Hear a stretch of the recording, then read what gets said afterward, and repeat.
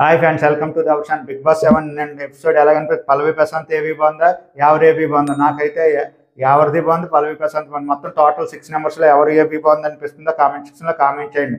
అలాగే ఇంకా విన్నర్ రేస్కి జరిగే లో లాస్ట్ టూ టూ డేస్ ఉంది.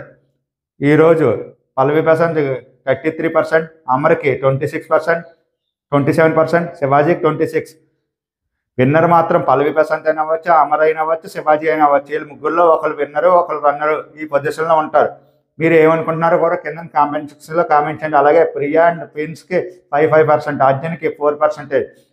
మిడ్ వీక్ ఎలిమినేషన్ ఉంటే నేను వీడియోలో అప్డేట్ ఇస్తాను. 99% మిడ్ వీక్ ఎలిమినేషన్ ఉంటే అర్జున్ ఎలిమినేట్ అవ్వచ్చు.